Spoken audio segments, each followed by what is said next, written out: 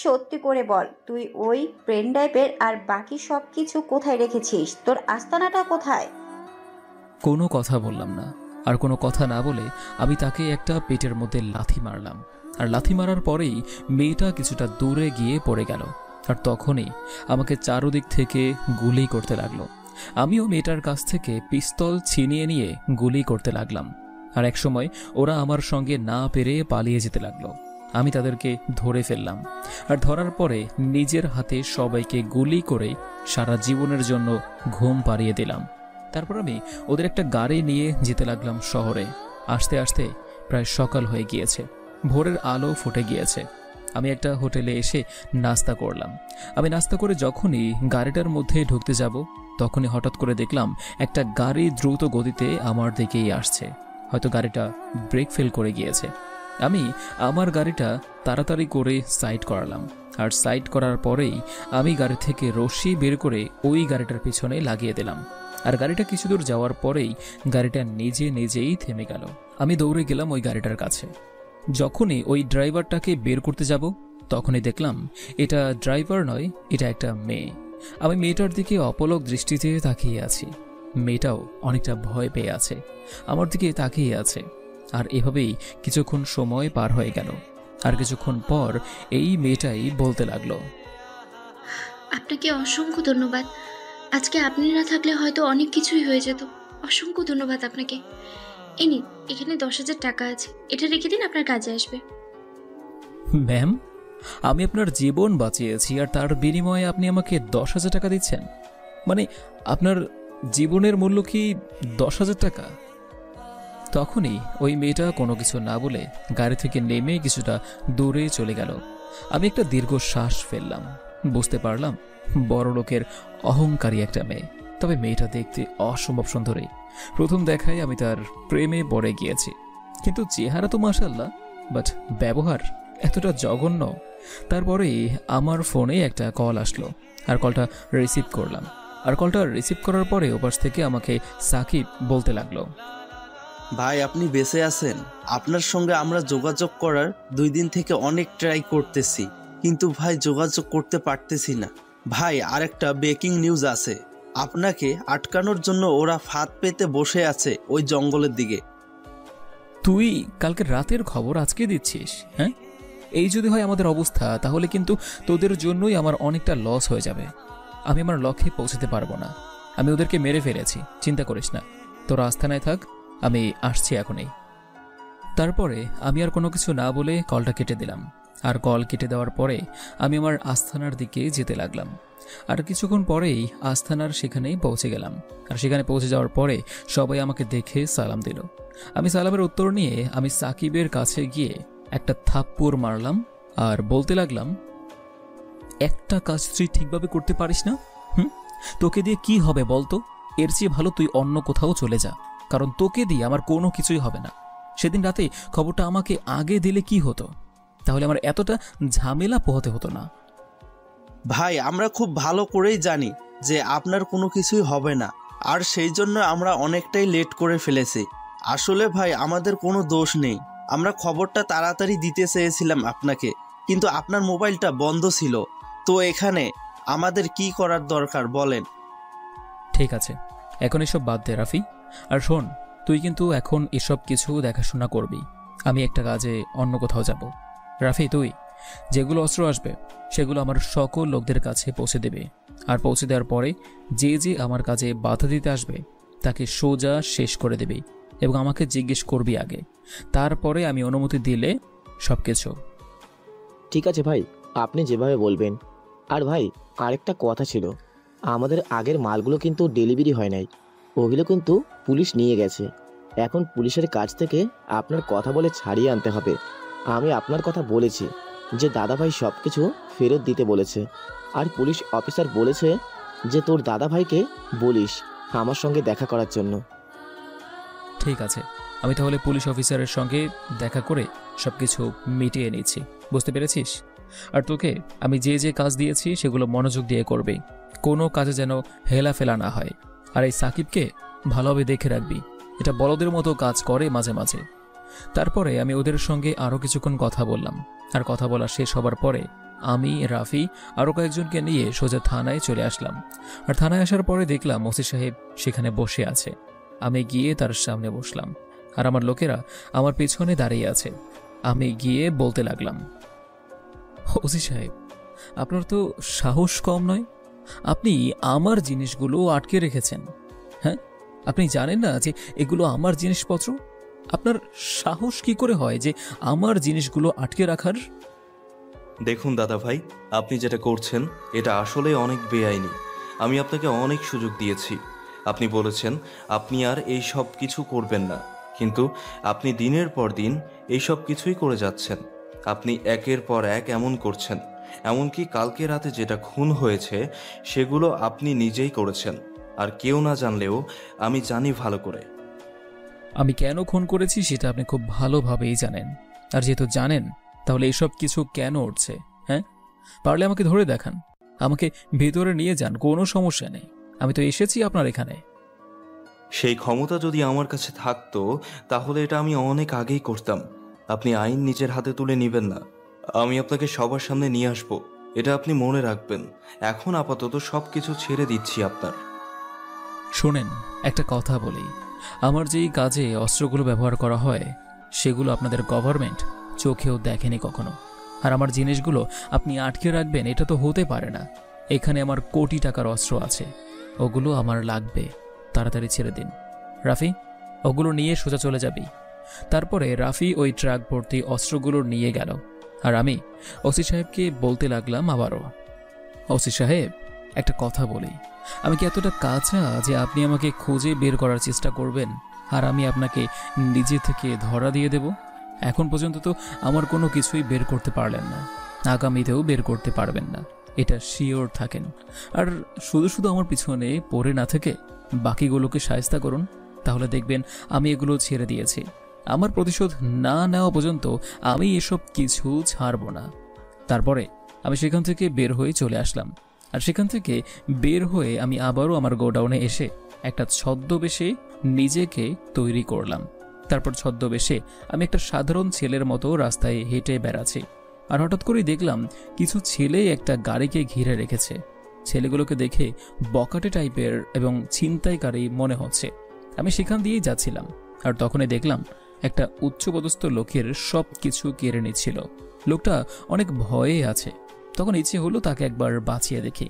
আর হঠাৎ করেই রাফি আমাকে কল দিল। আর রাফি কল দেওয়ার পরে রাফি আমাকে বলতে লাগলো, ভাই, আমি আপনাকে এখন যে তথ্যটা দেব সেই তথ্যটা শুনলে আপনি পুরো অন্যরকম হয়ে যাবেন। নাম রফিক চৌধুরী। সে এসকে গ্রুপের সঙ্গে জড়িত আছে। সকল কাজ তার মাধ্যমে হয়, কিন্তু সেটা আড়ালে কেউ জানতে পারে না। কিন্তু সমাজের সবাই জানে ওই বৈশিষ্ট্য ব্যবসায়ী বাংলাদেশের টপ বিজনেসম্যানদের মধ্যে একজন হলো রফিক চৌধুরী। আর যতটুকু ধারণা, রফিক চৌধুরীর আপনাকে কখনোই দেখেনি। আর আপনিও যে ছদ্মবেশে আছেন, আপনাকে চিনবেও না।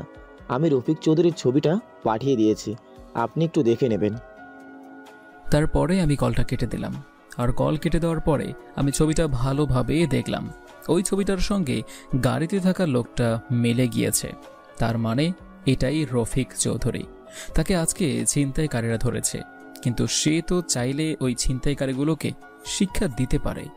তার মানে সে চায় না যে তার পরিচয় সবাই জেনে যাক, সেই জন্য এমনটা অভিনয় করছে। ঠিক আছে, তুমি যদি এতটাই অভিনয় করতে পারো তাহলে আমিও তো অভিনয় কম পারি না, আমিও তো অভিনয় ভালোভাবেই করতে পারি। তারপরে আমি যথারীতি সময়ে সামনে এগিয়ে গেলাম। আর সামনে এগিয়ে যাওয়ার পরে সবাইকে মারতে লাগলাম। একসময় ওরা আমার সঙ্গে না পেরে চলে গেল। আর চলে যাওয়ার পরে ওই লোকটা নেমে আসলো, মানে রফিক চৌধুরী। আর রফিক চৌধুরী নেমে আসার পরে আমাকে বলতে লাগলো, কে তুমি বাবা? তুমি আমার জীবনটা বাঁচিয়ে দিয়েছ। তোমার এই ঋণ আমি কোনো কিছুতেই শোধ করতে পারবো না। এখানে আমার অনেক কিছু রয়েছে, এগুলো যদি ওরা নিয়ে যেত তাহলে আমি পুরো নিঃস্ব হয়ে যেতাম। আঙ্কেল, আমি আকাশ, একটা সাধারণ ঘরের ছেলে। পৃথিবীতে আপন বলতে কেউই নেই। যদি কোনো উপকার করতে চান তাহলে আমাকে একটা চাকরি দিতে পারবেন? যে কোনো চাকরি হলেই চলবে, যেমন ড্রাইভারি, কেয়ারটেকার, মানে যে কোনো। ও, তোমার চাকরি প্রয়োজন? আমারও তো একটা ড্রাইভারের প্রয়োজন। তুমি কি ড্রাইভিং করতে পারো? যদি তুমি ড্রাইভিং করতে পারো তাহলে আজকে থেকেই আমার ড্রাইভার হিসেবে জয়েন করো, তুমি ভালো স্যালারি পাবে। জি আঙ্কেল, আমি খুব ভালো ড্রাইভিং করতে পারি। একটা বন্ধুর কাছ থেকেই ড্রাইভিং শিখেছিলাম। আপনাকে অসংখ্য ধন্যবাদ আমাকে একটা চাকরি দেওয়ার জন্য। এই নিন আমার ভোটার আইডি কার্ড। কাউকে না চিনে তো চাকরি দেওয়া যায় না। আরে, তোমার উপর আমার সম্পূর্ণ বিশ্বাস আছে। তুমি যে আমার জীবন বাঁচিয়েছ এটাই আমার কাছে অনেক বেশি। তোমার ভোটার আইডি কার্ড দেওয়া লাগবে না, ঠিক আছে? তবুও যখন দিচ্ছ দাও, রেখে দেই। তারপরে আমি ওনার সঙ্গে আরও কিছুক্ষণ কথা বললাম। আর কথা বলার পরে উনি পিছনে বসে পড়লেন আর আমি এখন ড্রাইভিং সিটে বসে পড়লাম। আর ড্রাইভিং সিটে বসে পড়ার পরে আমি একটা মুচকি হাসি দিলাম। অনেক কিছু করেই তাকে ম্যানেজ করতে হলো। এখন আমাকে আর পায় কে? এখন তো আমি খুব সহজেই তাদেরকে পেয়ে যাব। তারপরে আমি সাধারণভাবেই ড্রাইভিং করতে করতে ওনার বাসার সামনে চলে আসলাম। আর ওনার বাসার সামনে এসে দেখি অনেক বড় একটা বাড়ি, চারদিকে বডিগার্ড রয়েছে। আমি গাড়ি নিয়ে সোজা ভিতরে চলে গেলাম। আর চলে যাওয়ার পরে হঠাৎ করে সেই সকালের মেয়েটাকে দেখতে পেলাম। তারপর আমি গাড়ি থেকে নেমে গাড়ির দরজাটা খুলে দিলাম। আর তখন রফিক চৌধুরী নামলেন। নামার পরে তার মেয়েকে এখানে ডাক দিলেন। তার মেয়েটা চলে আসলো। আর মেয়েটা আসার পরে আমাকে দেখে রাগী চোখ নিয়ে তাকিয়ে আছে। আর তখনই রফিক চৌধুরী বলল, মারিয়া, আজকে থেকে ও আমাদের ড্রাইভার, পার্সোনাল ড্রাইভার। তোর যেখানে মন চাইবে তুই তাকে সঙ্গে করে নিয়ে যাবি। শুধু আমাদের ড্রাইভার নয়, তোর বডিগার্ড হিসেবে কাজ করবে, বুঝেছিস? কিন্তু বাবা, তুমি যাকে চেনো না জানো না, তুমি তাকে আমাদের হুট করে ড্রাইভার বানিয়ে নিয়েছো। তুমি কি তার ব্যাপারে খোঁজ খবর নিয়েছিলে? তার ব্যাপারে খোঁজ না নিয়ে তুমি হঠাৎ করে ড্রাইভারে নিয়োগ করে দিলে, আবার বলছো বডিগার্ড। তোমার কি মাথা ঠিক আছে? আজকে এই ছেলের জন্যই আমি বেঁচে গেছি, না হলে আজকে আমি কোথায় থাকতাম সেটা আল্লাহ ছাড়া আর কেউ জানে না, বুঝতে পারছিস? এই ছেলেটা আমাকে ছিনতাইকারীদের হাত থেকে বাঁচিয়েছে। তুই কোনো কিছু ভাবিস না, এই ছেলেটা অনেক ভালো। ঠিক আছে বাবা, তুমি তাহলে ভিতরে যাও। আমি বিকেলবেলা একটু বান্ধবীদের সাথে আড্ডা দেওয়ার জন্য যাব। তুমি এবার আমাকে মারা করবে না কিন্তু। আর তোমার এই নতুন ড্রাইভারকে নিয়ে যাব, কারণ নতুন ড্রাইভারের উপরে তো তোমার আবার অনেক বিশ্বাস হয়েছে। তারপরে রফিক চৌধুরী একটা মুচকি হাসি দিয়ে চলে গেল। আর রফিক চৌধুরী চলে যাওয়ার পরে মারিয়া মেয়েটা আমার দিকে এগিয়ে আসলো। আর এগিয়ে আসার পরে আমার দিকে কিছুক্ষণ রাগে দৃষ্টি তাকিয়ে আবার চলে গেল। আমিও সেই গাড়িটা পার্ক করলাম। আর পার্ক করার পরে আমি গাড়িটা ভালোভাবে মুছতে লাগলাম। আর এভাবেই বেশ অনেকটা সময় পার হয়ে গেল। আমি চারদিকে সবকিছু ভালোভাবে দেখতে লাগলাম কোথায় গিয়ে রয়েছে, কিন্তু কোনো কিছু বোঝার উপায় নেই যে সে একজন খারাপ মানুষ। মানুষটা অনেক চালাক, সবার সামনে এমন ভাব করে থাকে যে তার চেয়ে ভালো মানুষ মনে হয় এই পৃথিবীতে দ্বিতীয় আর কেউ নেই।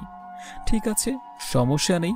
তুমি তো আর এই দাদা ভাইকে চেনো না, আস্তে আস্তেই চিনতে পারবে। এদিকে বিকেলবেলা আমি গাড়িতেই বসেছিলাম। আর গাড়িতে বসার পরেই এদিকে মারিয়া মেয়েটা গাড়ির কাছে এসে বলল সে বাহিরে যাবে, তাই রেডি হয়ে এসেছে। আমি তার দিকে একবার তাকালাম। সে একটা কালো ড্রেস পরেছে, দেখতে আসলেই অনেক সুন্দর লাগছে, কিন্তু এত ছোট ছোট কাপড় পরেছে যে মোটামুটি সবকিছু বোঝা যাচ্ছে।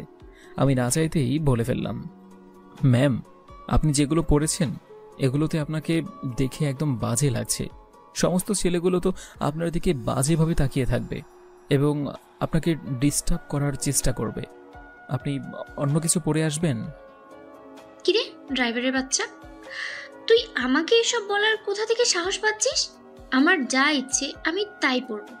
এটা সম্পূর্ণ আমার ব্যক্তিগত ব্যাপার। আমার উপরে কোনো কথা বলবি না। বান্ধবীদের সাথে পার্টিতে যাচ্ছি, তখন কি এসব খ্যাতমার্কা পোশাক পরে যাব? চল তাড়াতাড়ি। তারপরে আমি আর কোনো কথা বললাম না। আমি কোনো কথা না বলে ড্রাইভিং সিটে বসে পড়লাম।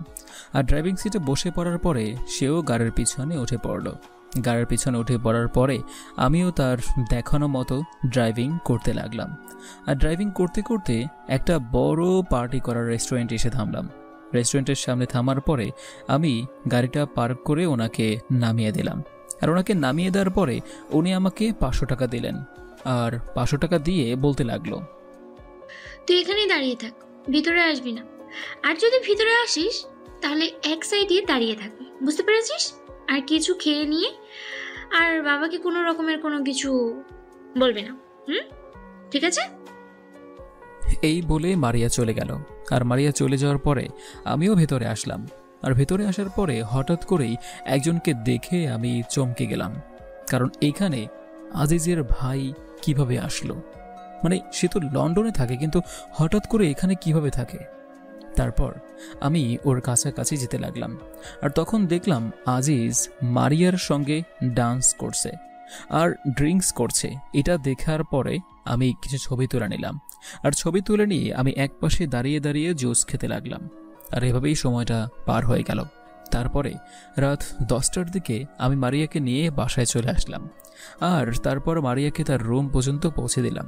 আর পৌঁছে দেওয়ার পরে যখন আমি বের হতে যাব, তখনই দেখলাম রফিক চৌধুরী আমার পেছনে দাঁড়িয়ে আছে। আর তখন আমাকে দেখে বলতে লাগলো, আমার মেয়েটা বন্ধুদের সাথে ড্রিঙ্কস করছে, তাই না? শোনো, এরপর থেকে যখন তোমাকে বলবে যে ড্রিঙ্কস করতে যাবে বা কোনো পার্টির কথা বলবে, তাহলে সরাসরি তুমি আমাকে বলবে। এভাবে চলতে থাকলে আমার মেয়েটা নষ্ট হয়ে যাবে। ঠিক আছে স্যার, আপনি আমাকে যেভাবে বলবেন আমি সেভাবেই করব।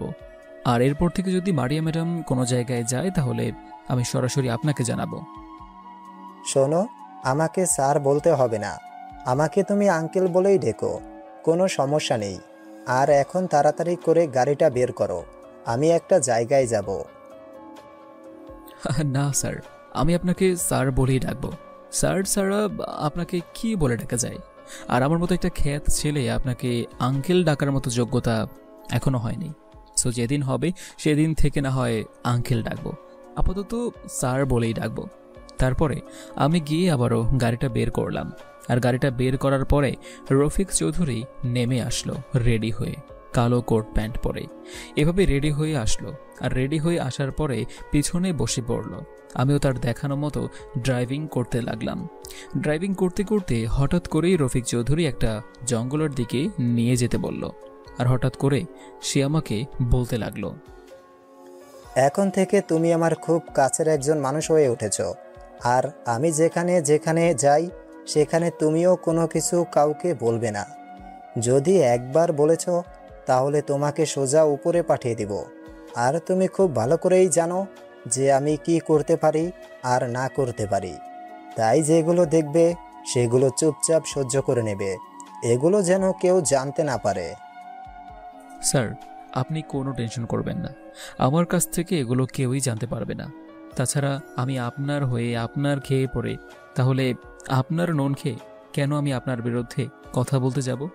আমরা গরিবরা এক কথার মানুষ, আমাদের কথার কোনো নড়বড় হয় না। তবে আপনি দিনের বেলায় যে ভালো মানুষ থাকেন আর রাতের বেলায় আপনি অন্যরকম হয়ে যান, এটাই আমার অবাক লাগলো। তারপরে আমি ওনার দেখানো মতো ড্রাইভিং করতে লাগলাম। আর ড্রাইভিং করতে করতে একটা ঘন জঙ্গলে চলে আসলাম, আর চারপাশে কোনো কিছুই দেখা যাচ্ছে না। তারপরে উনি নেমে পড়ল। উনি নেমে পড়ার পরে ওনার পিছন পিছন যেতে বলল। আমি ওনার পিছনে যেতে লাগলাম। কিছুক্ষণ পরেই দেখলাম ছোট্ট একটা কুঠুরি ঘর। এই কুঠুরি ঘর এইখানে কোথা থেকে আসলো? আমি তো এই কুঠুরি ঘরের ব্যাপারে জানতে চেয়েছিলাম অনেক আগে থেকেই। যাক, ভালোই হলো। তারপরে আমি ওনার পিছন পিছন যাচ্ছি, আর তখনই দেখলাম আজিজের ছোট ভাই রকি আহমেদ সেখানে। রকি এসে রফিক চৌধুরীকে জড়িয়ে ধরল, আর জড়িয়ে ধরে বলতে লাগলো, আরে রফিক চৌধুরী, আপনি? আমি তো আপনার জন্য এতক্ষণ ধরে ওয়েট করছিলাম। আমি আজকে রাতেই চলে যাব। শুনুন, আপনার সঙ্গে আমার কিছু কথা আছে, তাড়াতাড়ি ভিতরে আসুন। আর এই ছেলেটাকে? আরে কোনো টেনশন করো না, ও আমার ড্রাইভার, অনেক ভালো একটা ছেলে। আমি যেভাবেই বলি ও সেভাবেই চলে। ওকে নিয়ে তোমার এত টেনশন করতে হবে না, চলো ভেতরে যাই। তারপরে রফিক চৌধুরীর সাথে ভিতরে চলে আসলাম। আর ভিতরে এসে দেখলাম প্রায় 15 থেকে 16 জনের মতো ছেলে সেখানে দাঁড়িয়ে আছে। আমাকে দেখে কিছুটা অন্যরকম দৃষ্টিতে তাকালো। আর তখন রফিক চৌধুরী সবাইকে বলে দিল আমি ওনার ড্রাইভার। তারপরে আমি একটা জায়গায় গিয়ে বসলাম, আর ওরা অন্য একটা জায়গায় বসলো। তারপর কথাবার্তা বলতে লাগলো। আমি সেই কথাবার্তা শোনার জন্য ওদের একটু কাছাকাছি বসেছি। ওখানে হঠাৎ করেই দেখলাম আমাদের এলাকার এমপি এসেছে। তার মানে এমপি, রফিক চৌধুরী আর ওই রকি সবাই একই সাথে কাজ করে। তোমরা যে যাই কিছু বলো না কেন, আমার কিন্তু দাদাভাইকে একদম ভালো লাগছে না। দাদাভাই একের পর এক আমার ছেলেদেরকে মেরে চলেছে। একটা মেয়ে কাজ করতো আমার হয়ে, সেই মেয়েটাকেও জঙ্গলের মধ্যে মেরে ফেলেছে। ওর সঙ্গে যারা ছিল তাদেরকেও নির্মমভাবে মেরে ফেলেছে। এভাবে কিন্তু চলতে থাকলে আমাদের অবস্থা কিন্তু খারাপ হয়ে যাবে। আরে আমি তো নিজেও কোনো কিছু বুঝতে পারছি না। দেখি ভাইয়ের সঙ্গে আমি কি কথা বলবো, আর কথা বলার পরে ভাই যা সিদ্ধান্ত দিবে সেটাই করব। কিন্তু এই দাদা ভাই কোথা থেকে আসলো, কে সে, তার ব্যাপারে কোনো কিছুই তো জানা যাচ্ছে না। আর রফিক চৌধুরী আপনাকে যে বলেছিলাম খোঁজ নেওয়ার জন্য, আমিও অনেকভাবে খুঁজে নেওয়ার চেষ্টা করছি, কিন্তু কোনোভাবেই কোনো কিছু নিতে পারছি না। তবে যতটুকু জানতে পেরেছি, বোঝা যাবে নাকি তার একটা গ্যাং আছে। গ্যাং ততটা বড় নয়, কিন্তু ও একাই 100। ওই গ্যাংয়ের মধ্যে যারা কাজ করে তারা কাজ করলেও যেটা, না করলেও এটা। কিন্তু দাদা ভাই আগে মারে, তারপর ভাবনা চিন্তা করে। এইভাবেই চলতে থাকলে কিন্তু আমাদের অবস্থা খারাপ হয়ে যাবে। আপনাদের বিরুদ্ধে কিন্তু সকলেই জেনে যাবে। আমার আর আমার ভাইয়ের কোনো কিছুই হবে না। আমার ভাই সকল কিছু নিয়ন্ত্রণ করে। আমার ভাইয়ের ক্ষমতা সম্পর্কে সবার জানা আছে। আমার মনে হচ্ছে পুলিশ কোনো একটা কিছু করেছে, না হলে পুলিশ কেন তাকে ধরছে না? অলরেডি তার বিরুদ্ধে 2টা খুনের প্রমাণ পেয়ে গেছে। আমি নিজেই এগুলো বের করে পুলিশের কাছে দিয়েছি, কিন্তু পুলিশ কোনো রকম অ্যাকশন নিচ্ছে না। কিন্তু সেটা কেন নিচ্ছে না আমি বুঝতে পারছি না। আমি যদি জোর দিয়ে কোনো কিছু বলতে যাই তাহলে ওরা আমার ব্যাপারে জেনে যাবে, বলবে তার ব্যাপারে এত আগ্রহ কেন। এখন যা করার আপনাকেই করতে হবে। আপনি তার ব্যাপারে ভালোভাবে খোঁজখবর নিয়ে নিন। ওকে কোথা থেকে আসলো, আর আমাদের সঙ্গে কি চায়, আমাদেরকে ক্ষতি করার কেন চেষ্টা করে। এত বছর তো ভালোই ছিলাম। হ্যাঁ, সেটাই তো কথা। এভাবে চলতে থাকলে আমাদের ব্যবসা তো লাটে উঠবে। আর কালকে 100টা মেয়েকে পাঠিয়ে দেব, কোনো চিন্তা নাই। আপাতত কোনো কিছু একটা আছে নাকি ভিতরে যাব? আরে চাইলে তো আপনি আপনার ঘরের মধ্যেই সব কিছু করতে পারেন। আচ্ছা, আপনার এই দূর সম্পর্কের ভাতিজি, আপনি যাকে মেয়ের পরিচয় বড় করেছেন, এখন পর্যন্ত মেয়ে পরিচয় দিয়ে আছে, সে তো আজকে আমার সঙ্গে পার্টি করলো। নিজের পরিচয় লুকিয়ে তার সঙ্গে অনেকটা ডান্স করতে পারলাম, সেই ভালো লেগেছে। আমি তো তাকে আমার বিছানায় আনতে চাই। কিভাবে করলেন এত কিছু? আসলে সে আমার দূর সম্পর্কের ভাইয়ের মেয়ে। আমি তার অফিসে চাকরি করতাম, আর চাকরি করার সুবাদে তার সঙ্গে আমার অনেক ভালো সম্পর্ক হয়ে গিয়েছিল। তারপর সুযোগ মতো তাকে খুন করে তার ওয়াইফকে জেলে পাঠিয়ে দিয়েছি। আর সমস্ত সম্পত্তি ওই মেয়েটার নামে লেখা ছিল। তারপরে নিজের মেয়ে হিসেবে পরিচয় দিয়ে বড় করেছি, এবং মেয়েটা যখন 1 বছর বয়স তখন থেকেই আমার এখানে। আর আমি বলে দিয়েছি যে জন্মের সময় তার মা মারা গেছে, সে কারণে এখন বর্তমানে আমার কাছে আছে। কিছুদিন পরেই তার 18 বছর পূর্ণ হবে। তখন সমস্ত সম্পত্তি লিখে নিয়ে মেয়েটাকে আমি সোজা বিদেশে পাচার করে দেব।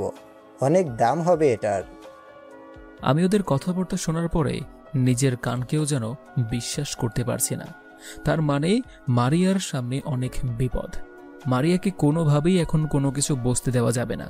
আগে মারিয়াকে সকল কিছু থেকে বের করতে হবে, তারপর বোঝাতে হবে যে এসব কিছু করা একদমই উচিত নয়। তারপরে তার এই ব্যাপারটা জানানো হবে, আর আমাকে কোনো কিছু করতে হবে। আমি এসব নিয়ে চিন্তা করছিলাম, আর তখনই আবার ওরা বলতে লাগলো, ঠিক আছে, আমরা তাহলে আমাদের মতো চেষ্টা করছি। দাদাভাইয়ের ব্যাপারে কোনো কিছু জানতে পারি কি না, যখন জানতে পারবো তাকে ধরে এনে সব কিছু স্বীকার করে মেরে ফেলবো। হ্যাঁ, সেটাই করতে হবে। আর অত ছন্দবেশে থাকে, তাই আমরা তাকে কোনোভাবেই চিনতে পারবো না।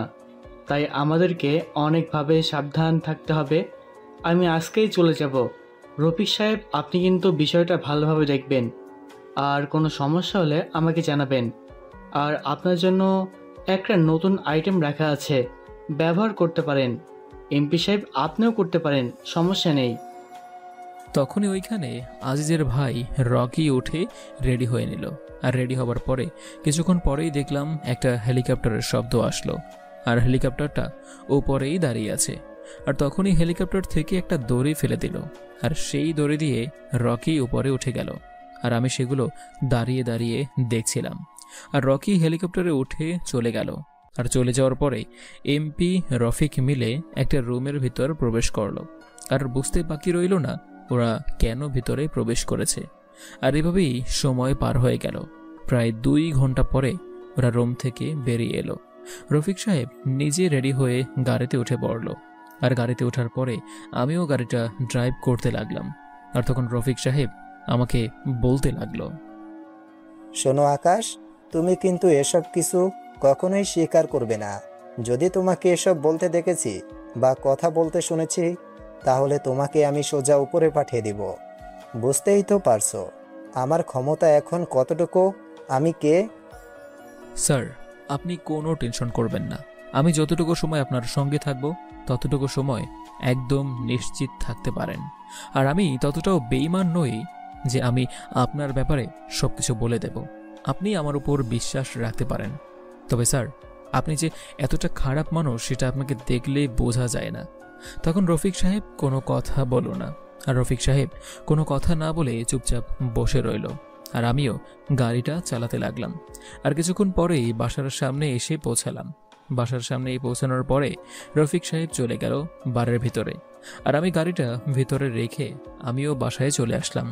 বাসায় আসার পরে ফ্রেশ হয়ে খাবার খেয়ে আমি ল্যাপটপ নিয়ে কিছুক্ষণ কাজ করলাম। আর কিছুক্ষণ কাজ করে আমি ঘুমিয়ে পড়লাম। পরদিন সকালবেলা ঘুম থেকে উঠে আমি রেডি হয়ে নিলাম। আর রেডি হয়ে সোজা রফিক সাহেবের বাসায় চলে আসলাম। বাসায় আসার পরে আমি গাড়িটা বের করলাম। আর গাড়িটা বের করার পরেই মারিয়া নেমে আসলো। আর মারিয়া এসে গাড়িতে বসে পড়ল, বলল ভার্সিটির দিকে যাওয়ার জন্য। আমিও গাড়িটা নিয়ে ভার্সিটিতে যেতে লাগলাম। কিছুক্ষণ পরেই ভার্সিটিতে চলে আসলাম। আর ভার্সিটিতে এসে আমি গাড়িটা সাইড করলাম। আর তখন মারিয়া আমাকে 100 টাকা দিল। আর 100 টাকা দিয়ে বলতে লাগলো, শোন, তুই এখানেই থাক, তোর ভিতরে আসতে হবে না। আর আমি ক্লাস করে বের হব, তারপর আমাকে সঙ্গে নিয়ে যাবে। আর যদি এর মধ্যে বাবা কল দেয় তাহলে বাবার কাছে যাবি, পরে আবার আমাকে নিতে আসবি সময় মতো। এই বলে মারিয়া চলে গেল। আর মারিয়া চলে যাওয়ার পরে আমি গাড়িতেই বসে বসে মোবাইলে কিছু কাজ করতে লাগলাম। আর ওদিকে আমি 2টা ফাইল নিয়ে হেডকোয়ার্টারে চলে আসলাম। আর হেডকোয়ার্টারে এসে দেখি সমস্ত স্যার বসে আছে, মিটিং করছে। আজকে বোর্ড মিটিং।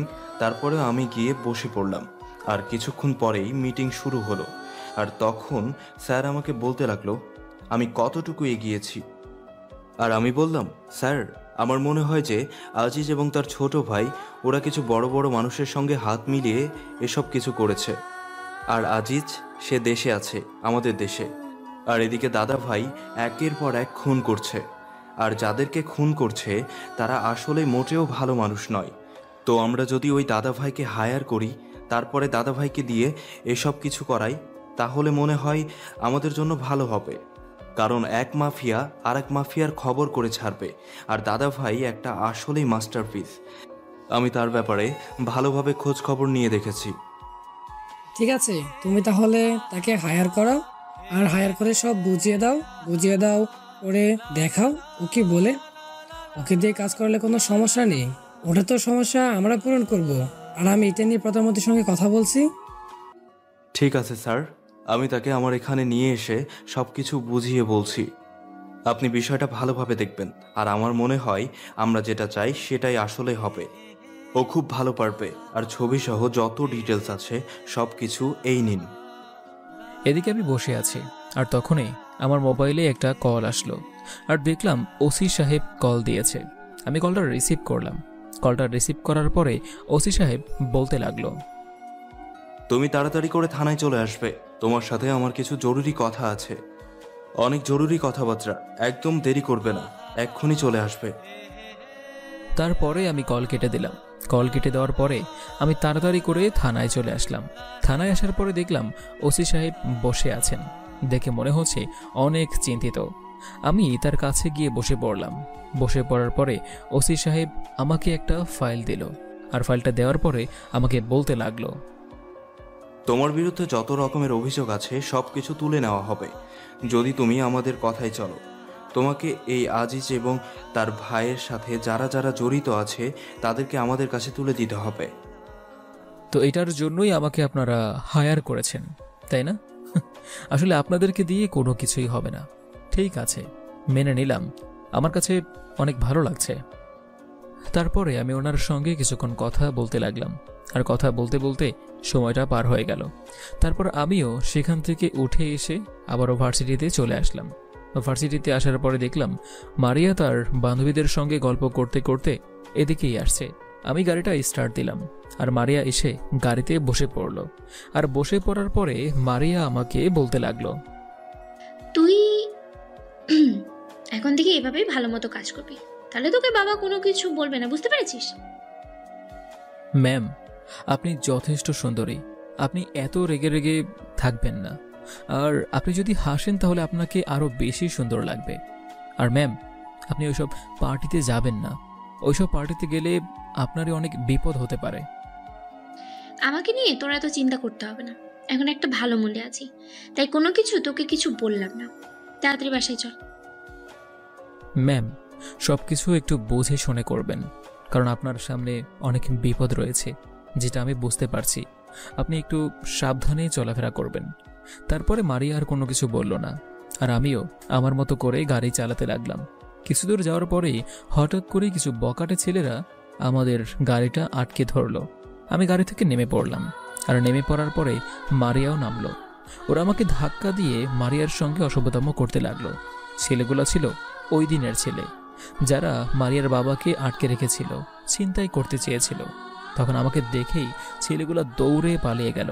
আর পালিয়ে যাওয়ার পরে মারিয়া আমার কাছে এসে বলতে লাগলো, কি ব্যাপার, ওরা তোকে দেখে এভাবে পালিয়ে গেল কেন? তুই কে, সত্যি করে বলতো? তুই আবার অন্য কেউ নয় তো, যে আমাদের পরিবারে ঢুকে আমাদের ক্ষতি করার চেষ্টা করছিস? সত্যি করে বল। ম্যাম, আপনি ভুল ভাবছেন, আমি তেমন কোনো কিছুই না। আসলে ওই দিন আপনার বাবাকে বাঁচিয়েছিলাম, আর ওই সময় এই ছেলেগুলোই ছিল। তারা আমার মায়ের খেয়ে ওরা চলে গিয়েছে, আর এখন আজকেও হয়তো ভয় পেয়ে চলে গিয়েছে। এখানে আমার কি করার আছে বলুন?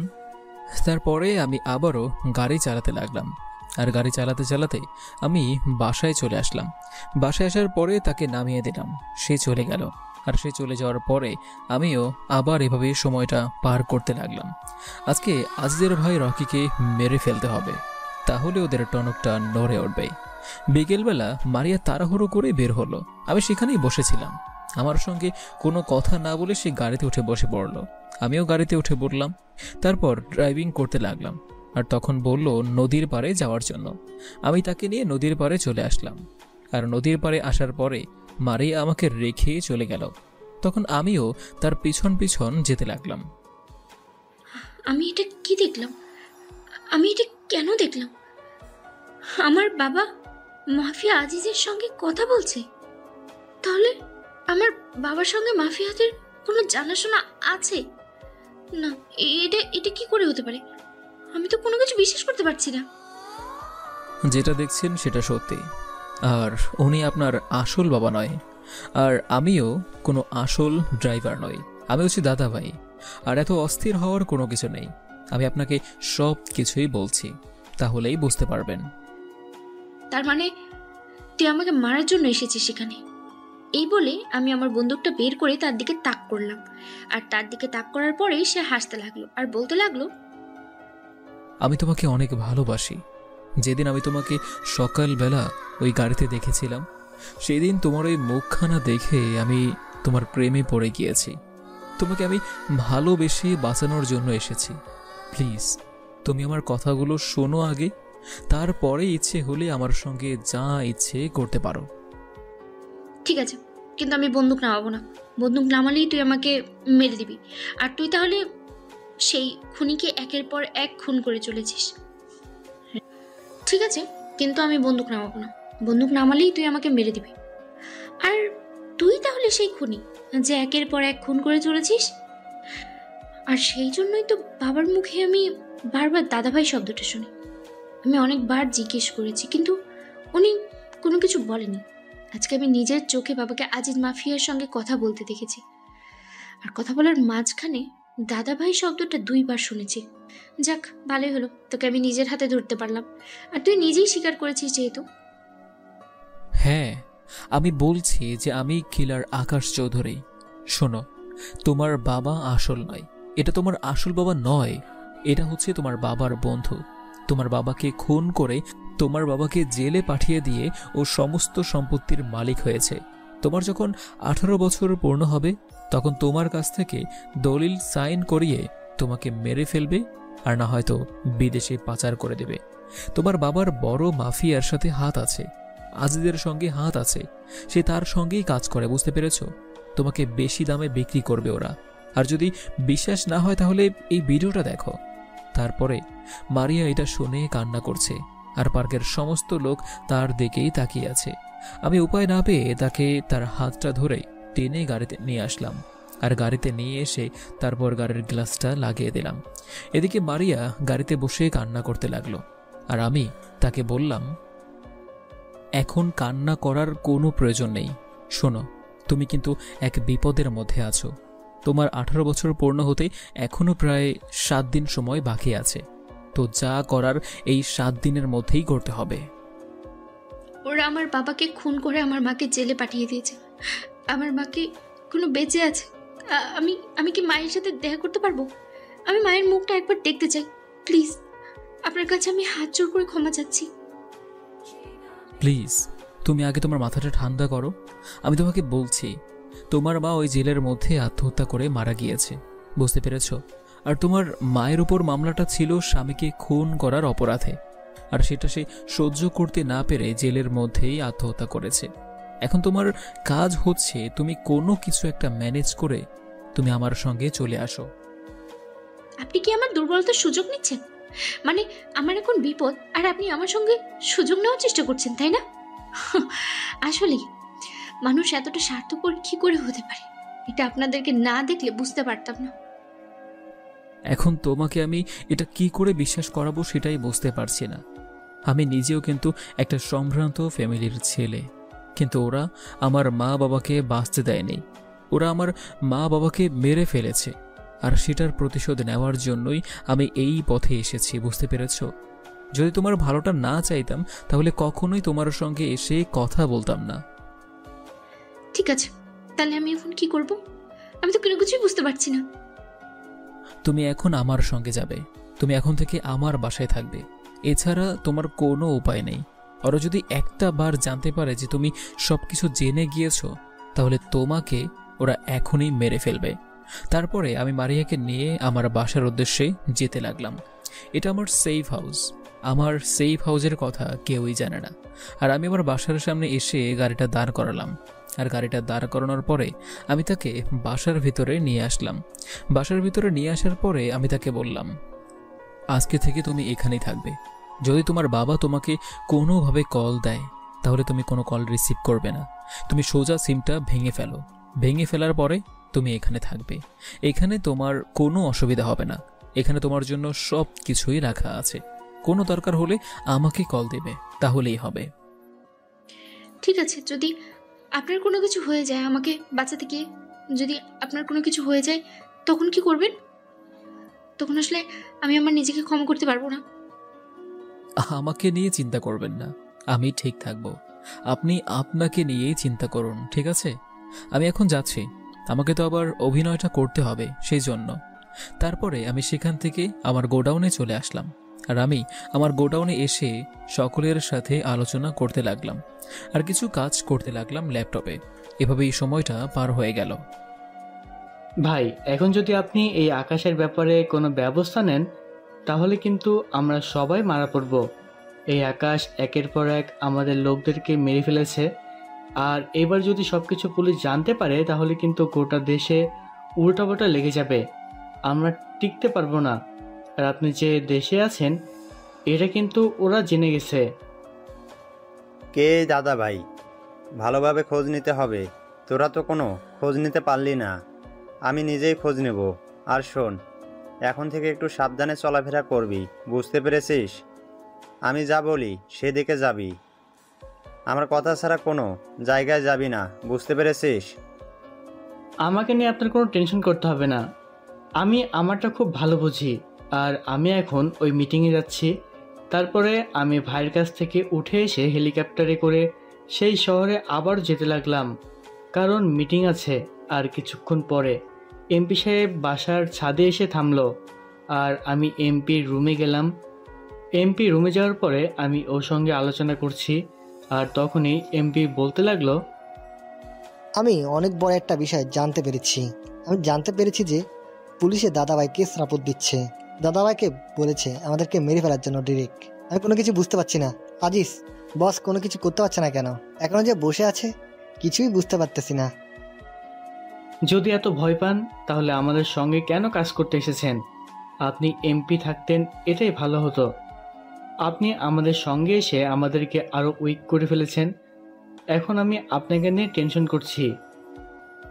তুমি দাদাভাইয়ের ব্যাপারে আসলে কিছু জানো না। আমি যতটুকু জানতে পেরেছি ততটুকু জেনে মনে হচ্ছে ও যে কি করতে পারে সেটাই আমি চিন্তা করতেছি।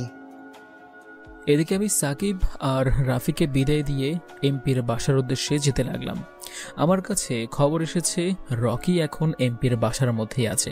আমি তাড়াতাড়ি করে এমপির বাসার সামনে চলে আসলাম। আর এমপির বাসার সামনে এসে আমি গাড়িটা দাঁড় করিয়ে ভিতরে প্রবেশ করতে থাকলাম। কিন্তু তখনই আমাকে গুলি করতে লাগলো, আর আমিও তাদেরকে মেশিন গান দিয়ে গুলি করতে লাগলাম। আর তখনই বললাম সাকিবকে, সাকিব ওদেরকে ফায়ার করতে থাক, আমি ভিতরে যাচ্ছি। আর আমার কথা ছাড়া আর কোনো অ্যাকশন করবি না। সামনে যাকে পাবি তাকেই মেরে ফেলবি, কোনো কথা নাই। তারপরে আমি ভিতরে চলে আসলাম। আর ভিতরে আসার পরে দেখলাম রকি আর এমপি ওরা আমাকে গুলি করছে আর ছাদের দিকে ওঠার চেষ্টা করছে। ওখানে হেলিকপ্টার দাঁড়িয়ে আছে, ওরা চলে যাওয়ার জন্য ওদিকে যাচ্ছে। তাই আমি তাড়াতাড়ি করে ছাদের দরজাটা বন্ধ করে দিলাম। আর বন্ধ করে দেওয়ার পরে আমি ওদেরকে মারতে লাগলাম। আর এদিকে এমপি আমাকে বলতে লাগলো, আমাকে ক্ষমা করে দাও, আমি এই পথে আসতে চাইনি। ওরা আমাকে ভয়ভীতি দেখিয়ে আমাকে এই পথে নিয়ে এসেছে। আমার কোনো দোষ নেই, প্লিজ আমাকে ক্ষমা করে দাও। আমি আর কখনো এইসব কাজ করবো না, এখন থেকে ভালো হয়ে চলবো। তোকে ক্ষমা করে দিলে আমি নিজেকেও ক্ষমা করতে পারবো না। কেন, তোর মনে নেই তুই এভাবেই একদিন আমার বাবা মাকে মেরেছিলে? আমার বাবা তোর কাছে সব কিছু দিয়েছিল, দিয়ে দেওয়ার পরেও তুই আমার বাবা মাকে বাঁচতে দিসনি।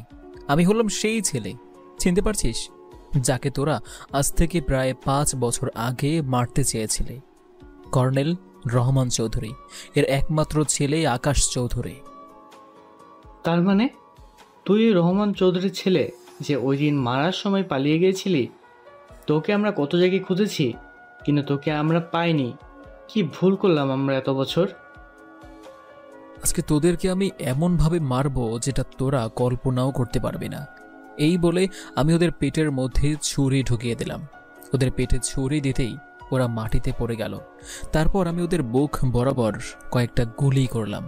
আর গুলি করার পরে আমি ওদেরকে ছাদ থেকে ফেলে দিলাম। তারপরে আমি রাফিকে বললাম, রাফি, এমপির লাশটা গুম করে দিবি, যেন কেউ বুঝতে না পারে যে এমপি মারা গিয়েছে। এমপি নিখোঁজ সেটাই মিডিয়ার কাছে বলা হবে। আর রকিকে ওই ভার্সিটির সামনে ঝুলিয়ে রাখবি, যেন সবাই এটা দেখতে পারে। ঠিক আছে বস, আপনি যেভাবে বলবেন আমি সেভাবেই করছি।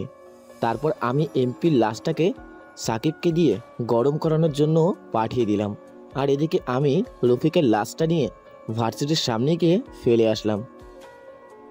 এদিকে আমি আমার গোডাউনে চলে আসলাম। আর আমার গোডাউনে এসে আবারও লিস্ট করতে লাগলাম, এরপরে আমার টার্গেট হবে কে। আর এভাবেই আমি আমার লিস্ট তৈরি করলাম। আর এইদিকে সময়টা পার হয়ে গিয়েছে। ওদিকে আজিজের কাছে গ্যাংয়ের খবর চলে গিয়েছে, তার ভাইকে দাদা ভাই খুন করে ফেলে দিয়ে গিয়েছে ভার্সিটির সামনে। এইটা শোনার পরে আজিজ তাড়াতাড়ি করে সেই ভার্সিটির সামনে চলে আসলো আর ভাইয়ের লাশটা নিয়ে চলে গেল। আর আমি এদিকে টিভিতে নিউজ দেখছি, সাংবাদিকরা এটা ওটা বাজে বাজে কথা বলছে। সেদিকে আমার কোনোই প্রক্ষেপ নেই। আমি এদিকে আমার মতো করে কাজ করছি। এখন নিশ্চয়ই ও আমার ব্যাপারে ভালোভাবে খোঁজখবর নেবে আর আমার সঙ্গে লাগতে আসবে। আর এটাই তো আমি চেয়েছিলাম। আমি প্রধানমন্ত্রীর কার্যালয়ে চলে আসলাম। আর প্রধানমন্ত্রীর কার্যালয়ে এসে আমি ওনার জন্য ওয়েট করছি। আর বেশ কিছুক্ষণ পরেই আমি ওনার সামনে চলে আসলাম। আর ওনার সামনে এসে আমি ওনার কাছে ফাইলটা দিলাম। আর ফাইল দেওয়ার পরে উনি ফাইলটা দেখে হাসতে লাগলো। আর আমি যখন বললাম, ম্যাম আপনি পুলিশ ডিপার্টমেন্টের সঙ্গে কথা বলে তাকে আমি দায়িত্ব দিয়েছি যে আজিজ এবং যেগুলো আছে সবাইকে মেরে ফেলার জন্য, আর ও মাফিয়া, তার জন্যই এই কাগজটা তাকে দেওয়া হয়েছে ম্যাম। এটা ছাড়া আমরা কোনো কিছুই করতে পারবো না। এটা ছাড়া আমাদের কোনো কিছু করার ছিল না। আপনি জানেন তার সম্পর্কে সে কি শুধুই মাফিয়া, মানে সে একজন মাফিয়া, তাই তো? আপনারা জানেন তাই না? আপনাদেরকে দিয়ে যে কোনো কিছু হবে না এটাই ভালোভাবে বোঝা যায়। সে কোনো মাফিয়া নয় আর তার কোনো গ্যাং নেই। দাদাভাই, এটা তার ছদ্মনাম। মাফিয়াদের একটা নাম থাকে, সে অনুযায়ী আমি নিজেই এই নামটা দিয়ে দিয়েছিলাম। সে কে জানেন? রহমান চৌধুরীর একমাত্র ছেলে আকাশ চৌধুরী। এই আকাশ চৌধুরী হলো বাংলাদেশের রয় এজেন্ট, সিক্রেট আর্মি কমান্ডারদের হেড অফিসার ইনচার্জ, 26তম BCS অফিসার। বাংলাদেশের মধ্যে সাফ শুটার হলো সে। এমন কোনো বিদ্যা নেই যে তার জানা নেই।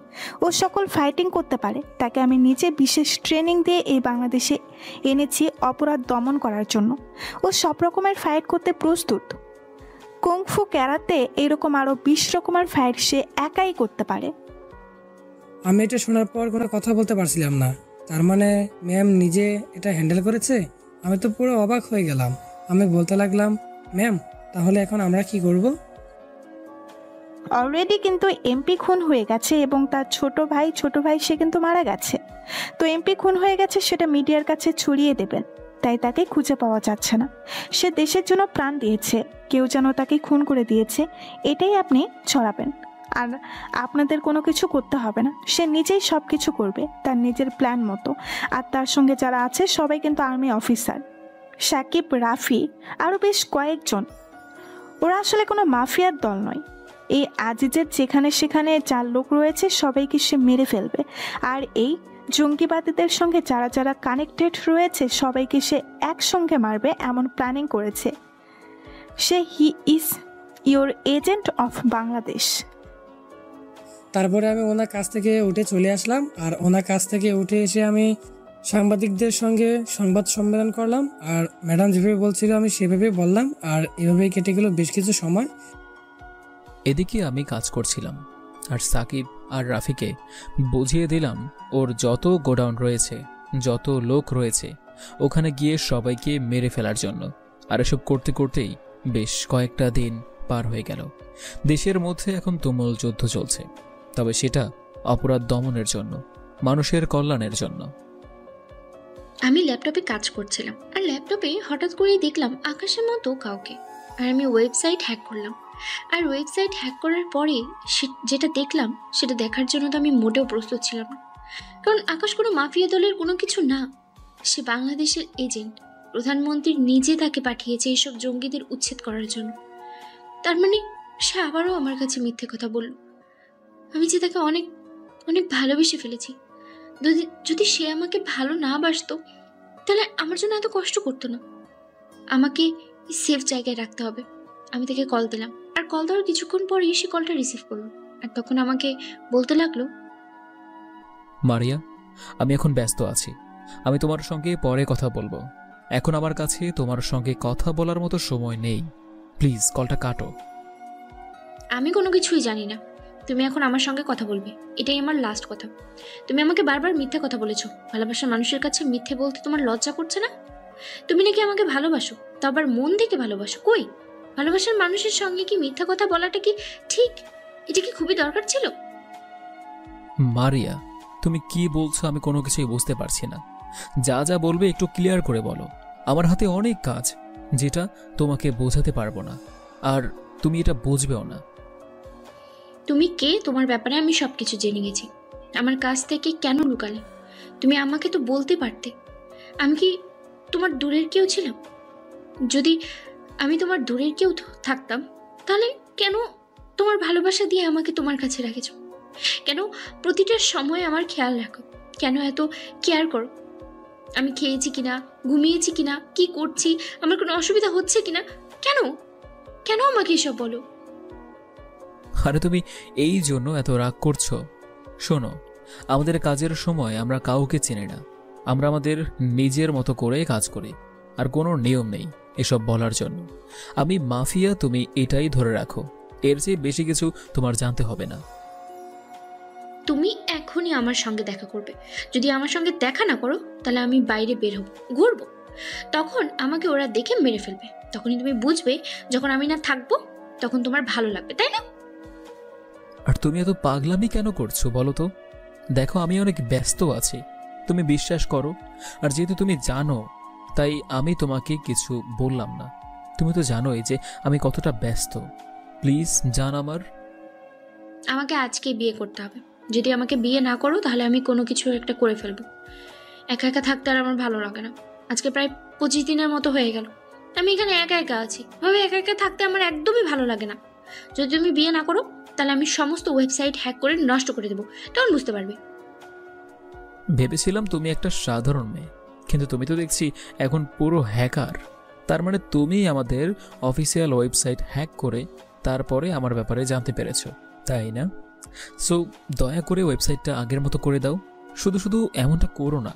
আমি আমার হাতের কাজটা শেষ করে তারপর তোমাকে বিয়ে করব। ঠিক আছে, আমি ওয়েবসাইটে আগের মতো ফিরিয়ে দিয়েছি। তুমি কিন্তু সন্ধ্যার সময় আমার এখানে আসবে। যদি সন্ধ্যার সময় তোমাকে আমার এখানে না পাই, তখন বুঝতে পারবে আমি আবার ওয়েবসাইট হ্যাক করে সকল কিছু নষ্ট করে দেব। তবে তো কাউকে দিব না, কারণ এত বড় বেঈমান আমি নই। কিন্তু তোমার উপরে রাগ কিন্তু আমি নষ্ট করে দিতে পারি। এখন তো দেখছি আমার ঘরের মধ্যেই আমার শত্রু তৈরি হয়ে গিয়েছে, বাইরে তো আমার শত্রু আছেই। ঠিক আছে, তোমাকে আমি পরে বুঝিয়ে দেব। এখন তো তোমার সময়, তুমি বলবেই। দেখেছো, সব সময় মেয়েদেরই সময় থাকে, তোমাদের সময় কোনোদিনই আসবে না। আগে বিয়েটা হতে দাও, তারপরে বুঝবে এগুলো কষ্ট দেওয়ার কতটা ফল। তারপরে আমি কলটা কেটে দিলাম। আর কল কেটে দেওয়ার পরেই হঠাৎ করে আবারও একটা নাম্বার থেকে কল আসলো।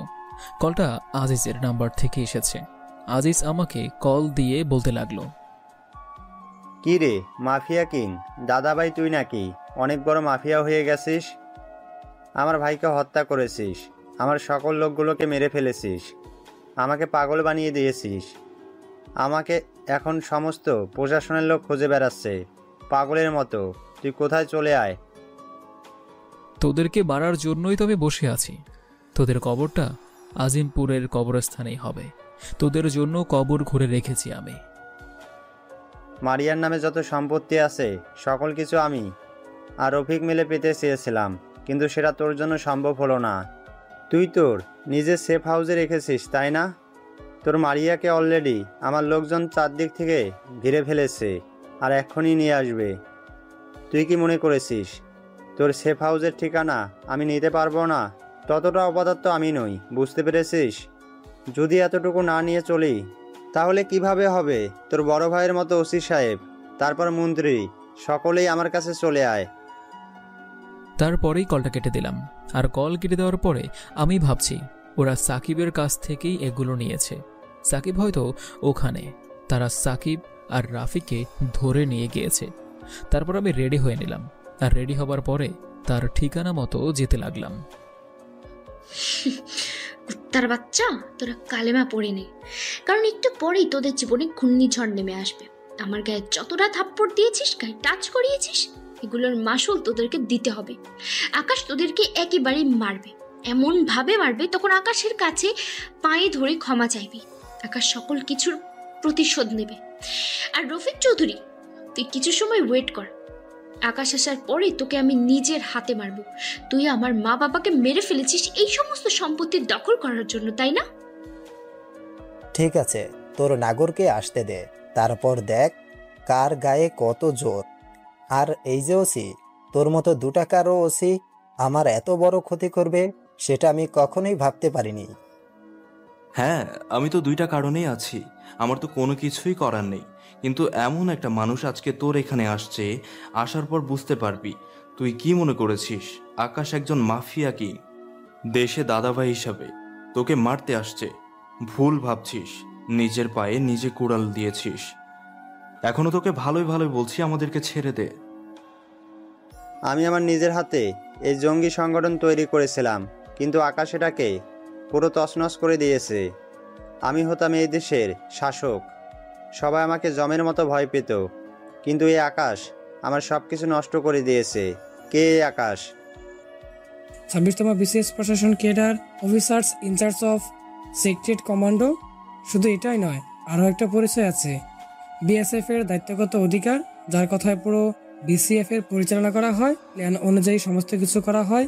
এই বিএসএফ এর দায়িত্বে আছে এই Akash Chowdhury, secret army commando. এই যে এতগুলো টাইটেল, এগুলো কি শুধু শুধু অর্জন করেছে? সে বাংলাদেশের এজেন্ট। কিরে, এখন তোর গলা শুকিয়ে গেছে কেন? ওর পরিচয় শোনা মাত্রই তোর গলা শুকিয়ে গেছে? তারপরে বোঝ, তুই আমাকে তুলে এনেছিস, তুই ওদেরকে তুলে এনেছিস, এতেই তোর কি অবস্থা করবে সেটা ভেবে দেখ। আর আমি তো তার ভালোবাসার মানুষ, তাহলে আমার জন্য তোর কে কি কি করতে পারে? আর তুই যেসব অন্যায় করেছিস এটার জন্য তো আর কিছু বলা লাগে না। আমার এখন তোর অবস্থা দেখে হাসি পাচ্ছে। ও শুধু আমাকে পরিবর্তন করেনি, ও পুরো দেশটাকে পরিবর্তন করে ফেলেছে। একসময় আমি নিজেও অহংকার করতাম, কিন্তু তার সাথে চলার পরে সে আমাকে পাল্টে দিয়েছে। এদিকে আমি গাড়ি নিয়ে ওদের জায়গা মতো পৌঁছে গেলাম। আর পৌঁছে যাওয়ার পরেই গাড়ি থেকে নামলাম। তারপর আমি একা একা হাঁটতে লাগলাম। আর তখনই কয়েকটা ছেলে আসলো, সেগুলোর সঙ্গে আমি ভেতরে যেতে লাগলাম। আর এই প্রত্যেকটা ছেলেই আমার হাতে কোনো না কোনোভাবে মায়ের খেয়েছে। ওদেরকে একবার করে ডোজ দেওয়া আছে, তাই আমার সঙ্গে কথা বলার সাহস পেল না। আমি ভেতরে আসলাম। আর ভেতরে আসার পরে রফিক বলতে লাগলো, কিরে, তুই কোনো কিছু না নিয়েই আমার সঙ্গে লড়াই করার জন্য চলে এসেছিস? আমাদের জন্য নৌবাহিনী, র্যাব, পুলিশ কাউকে নিয়ে আসিসনি? তোর কি মনে হয় আমি বাজারে মাছ বিক্রি করি? হ্যাঁ, আর মাছ বিক্রি করে তোর এখানে এসেছি। তোদের সব কয়টাকে যদি আমি আজকে আজিমপুর কবরস্থানে না পাঠিয়েছি, তাহলে আমার নাম আকাশ চৌধুরী নয়। তোকে আমি একটা অফার দিয়েছি, আমি তোকে সব কিছুর পরেও এখন একটা অফার দিচ্ছি। তুই এখন থেকে আমার হয়ে কাজ কর, আমি সবার কাছে ছেড়ে দেব, আমি পুরো দেশটা তোর হাতে দিয়ে দেব। আর আমি এদিকে জঙ্গি সংগঠন তৈরি করব, তারপরে বিভিন্ন দেশের সঙ্গে আমরা লড়াই করব। তোর কি মনে হয় আমি কি রাস্তার ভিখারি যে আমি এটা করব, তোর কথা মেনে নেব? যদি এটা মেনে নিতাম তাহলে এত কষ্ট করে, এত ট্রেনিং নিয়ে নিজেকে এমনভাবে তৈরি করতাম না। বুঝতে পেরেছিস? তো দেখি আজকে আজিমপুর কবরস্থানে পাঠাবো সব কয়টাকে একসাথে। তোদেরকে বলেছিলাম না তোরা একটাও বাঁচতে পারবি না। এখন বোঝ, আমাদেরকে নিয়ে এসে আরো বেশি মাথা গরম করে দিয়েছিস। আজকে তোদেরকে কেউ বাঁচাতে পারবে না। তোরা আমার বাবা মাকে মেরেছিস, ওর বাবা মাকে মেরেছিস। তখনই কয়েকজন আসতে লাগলো আমাকে মারতে, আর আমি ওদেরকে লাথি দিয়ে ফেলে দিলাম। আর লাথি দিয়ে ফেলে দেওয়ার পরে আমি ওদের কাছ থেকে মেশিন গান নিয়ে চারদিক থেকে গুলি করতে লাগলাম। ওরা আমাকেও গুলি করতে লাগলো। তারপরে আমি সুযোগ মতো সবাইকে ছাড়িয়ে দিলাম। আর মারিয়া আমাকে এসে জড়িয়ে ধরলো। মেয়েটা অনেক ভয় পেয়েছে। আমি মারিয়াকে ছাড়িয়ে ওদেরকে গুলি করছি। তারপর মারিয়াকে আমি বললাম গাড়িতে চলে যাওয়ার জন্য, আর মারিয়া গাড়িতে চলে গেল। আর গাড়িতে যাওয়ার পরে আমি এদিকে সবাইকে গুলি করতে লাগলাম। ওরা সবাই মারা গিয়েছে। আমি তাদেরকে গুলি করলাম। আর গুলি করার পরে আমি আজিজকে বাহিরে নিয়ে এসে সাধারণ পাবলিকের হাতে তুলে দিলাম। আর এদিকে রফিককে আমি অ্যাসিডের উপর দাঁড় করিয়ে দিলাম রশি দিয়ে। তারপরে আমি মারিয়াকে বললাম গাড়ি থেকে আসার জন্য। আর তখন মারিয়া চলে আসলো। আর মারিয়া আসার পরে আমি মারিয়াকে বললাম, মারিয়া, তুমি চেয়েছিলে না যে তোমার বাবা মায়ের প্রতিশোধ নেবে? এই নাও পিস্তল, গুলি করো। গুলি করার পরে তার দেহটা থেকে কঙ্কাল বেরিয়ে আসবে অ্যাসিডের মধ্যে পড়ে যাওয়ার পরে। মারিয়া, তুই আমার কথা একবার শোন। হ্যাঁ, আমি ভুল করে ফেলেছি। আমি তোকে এতদিন লালন পালন করে মানুষ করেছি। তুই আমাকে মেরে ফেলতে পারিস না। আমি তোর বাবার মতো নেই। তুই আমাকে মাফ করে দে। আমি তোকে লালন পালন করে বড় করেছি, প্লিজ। তুই আমার বাবা হওয়ার যোগ্য নয়, আর তুই আমাকে লালন পালন করেছিস। মানে আমার টাকায় আমি বড় হয়েছি, আমি তোর ইনকাম করার টাকাটাই বড় হয়নি। আমার বাবা যা রেখে গিয়েছিল সেগুলোই আমি ভোগ করেছি। তোকে তো বাঁচিয়ে রাখার কোনো প্রশ্নই আসে না। তুই অনেক অন্যায় করেছিস, এতটা মেয়ের সর্বনাশ করেছিস, এটা একমাত্র আল্লাহ তাআলা জানে। তখনই মারিয়া গুলি করে দিল। আর মারিয়া গুলি করে দেওয়ার পরে দড়িটা ছুটে গেল। আর দড়িটা ছুটে যাওয়ার পরে রফিক চৌধুরী এসিডের মধ্যে পড়ে গেল। আর এসিডের মধ্যে পড়ে যাওয়ার পরে তার দেহটা টকবক করে ফুটতে লাগলো এসিডের মধ্যে। আর তখনই মারিয়া কান্না করে আমাকে শক্ত করে জড়িয়ে ধরল। আমিও মারিয়াকে জড়িয়ে ধরলাম।